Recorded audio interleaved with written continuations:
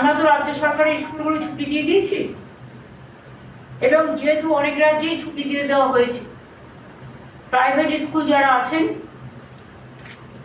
তারাও যদি দয়া করে অনুগ্রহ করে, কাল বাদে পরশুদিন তো রবীন্দ্র জয়ন্তী, আপনারা আপনাদের ছুটিটা রবীন্দ্র জয়ন্তীর দিন থেকে যদি করে দেন ভালো হয়। বাচ্চারা যত বাড়িতে থাকবে ততই ভালো, বাড়িতে থেকে পড়াশোনা করবে। যদিও আমাদের ডিজাস্টার ম্যানেজমেন্ট সিস্টেম 24/7 আমরা চালু করে দেবো খুব শিগগিরই। এখানে চালু আছে, নর্থ বেঙ্গলেও করতে বলা হয়েছে, উত্তরকন্যাতে পুলিশও আছে, পুলিশকেও সতর্ক করা হয়েছে, ডিএমএসপিদেরও সতর্ক করা হয়েছে। তারা আইসিরাও মোবিলিটি বাড়াবেন, ভিজিলেন্স থাকবেন, ভিডিওরাও।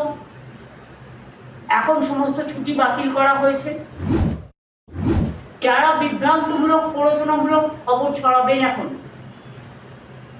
সেই ইউটিউবই হোক, ফেসবুকই হোক,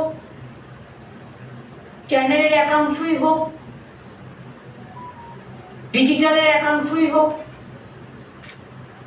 তাদের বিরুদ্ধেও কিন্তু অ্যাকশন নেওয়ার জন্য গাইডলাইন্স আমাদের মিটিংয়ে জানানো হয়েছে এবং আমরাও জেনেছি। মনে রাখবেন, এটা টিআরপি বাড়ানোর সময় নয়, এটা দেশকে রক্ষার সময়।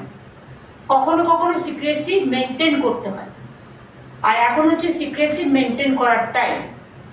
আমি এটুকু আপনাদের সকলকে বলবো, আমরা সবাই আছি, আমরা দেশটাকে ভালোবাসি।